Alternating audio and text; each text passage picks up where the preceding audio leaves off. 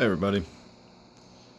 We are continuing the rapid cycle or the forced cycle of my 125 here. As I suspected, I'm getting really close to done, but I'm not there yet. I've got no ammonia, which is good. As of this morning, I was still getting a little tiny bit of ammonia, and I did about a 25% water change this morning. It's now about 5 o'clock in the evening. And I checked again, and I've got no ammonia, which is good, because after the water change, I still had a little tiny bit. I still had almost 0.25. Again, I did the water change because it was creeping up to about half a part per million. So I brought it down to under 0.25, but it was enough that it was showing an indication. You know, it was changing color. So there was some ammonia in the tank as of about, 6 or 8 hours ago. And now there's no ammonia at all. So I've crested the hump.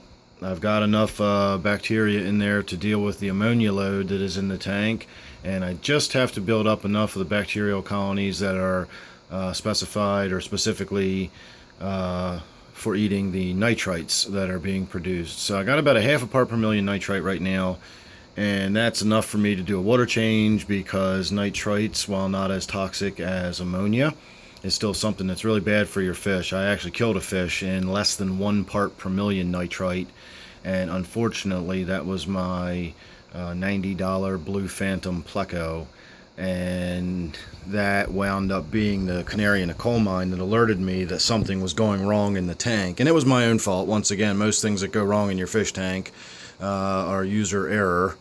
Whether that's because of lack of information or inexperience or whatever, it's usually something we as the fish keeper do that results in disaster like that. And in this case, it was I left a damn dirty filter in the tank, and it blew up the bioload, and the tank itself couldn't handle it, and I wound up getting a little bit of buildup of nitrites in the tank, and just like that, my Blue Phantom rolled over dead. And that was my first indication that something was going wrong in the tank. And of course, as soon as I tested the water and saw what was going on, I realized the mistake I had made. But it was too late. I had a dead Blue Phantom. So I've learned my lesson over time, and I want to make it really clear that just because I am force cycling this tank and rapidly running it through this, I don't recommend doing this by any means. This isn't the way to do it. This is the dumb way of doing it. I've got my reasons for doing it, and I'll get into that if I ever get around to shooting the video I want to shoot today. This is actually my third video today, and I still haven't shot the one I want to shoot.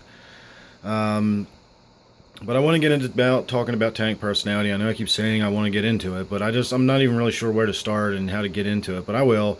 I'm getting there, so if you're not already subscribed, go ahead and subscribe. This is the way it rolls with me. I'll blast out 4 or 5 videos over a day or two period, and then you might not hear from me for a week or whatever. So if you're subscribed, you just won't miss anything. Anyway, I don't recommend forcing your tank through a cycle like this, but if you're going to do it, you got to be prepared to take risks, because you have to expose your animals to nitrites. You have to expose your animals to ammonia. Hopefully you can do it in very small amounts like I've been doing it. But in order to do that, you also have to be just absolutely hyper intensive as far as maintaining your tank and regulating or checking your tank parameters and conditions. I said in a video I did the other day that I've been checking this tank every 12 hours since I've put fish in it, and that's the minimum. I check it at least once a day just out of habit, twice a day out of habit, once in the morning and then once before lights out at night. That just goes without saying. I often also check it throughout the day. And I'll even check it, early on. The more time that goes on, the less I have to check it. Early on, I was checking it every few hours just so I could get a feel for how fast was things changing and what's going on in the tank. So when I go to bed at night, am I going to wake up to find dead fish in the morning, or do I need to stay up or set my alarm to get up at 2 in the morning and do another water change? You have to be willing to be that just on top of tank maintenance until you've got this process done. Now you can run it through the process in a couple of weeks, and I'm coming down the home stretch now. Excuse me. And hopefully, I'm going to say maybe 2 to 3 more days, and I should be done with having to do these water changes like this on a daily basis, because again, I've been doing about a 50 to 60% water change every day, and this will actually be the second water change I've done today.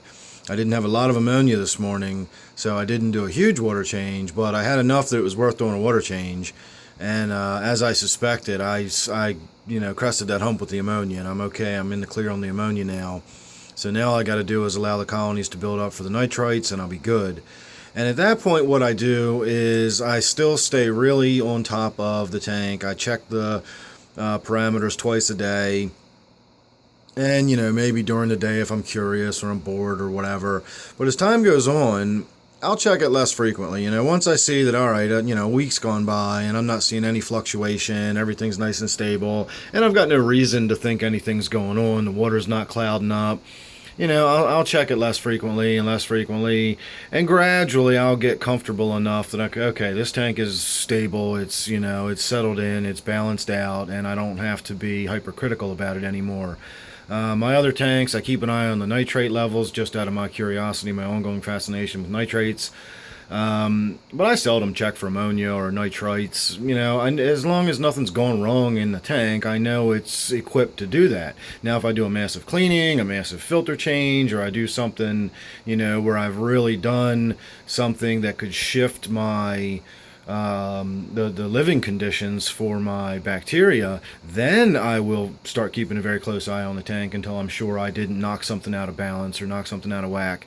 Like I said, you've got to really think about the bacteria that live in your tank as members of the tank. So just in the same way you can't go in there and rip all the caves out that your fish live in and not expect that to affect your fish, you can't go in there and rip out all the bioload and biomaterial out of your filter and scrub it all clean and put your filter back together and not expect that to have an impact on how your tank processes the inorganics like the ammonia and the nitrites.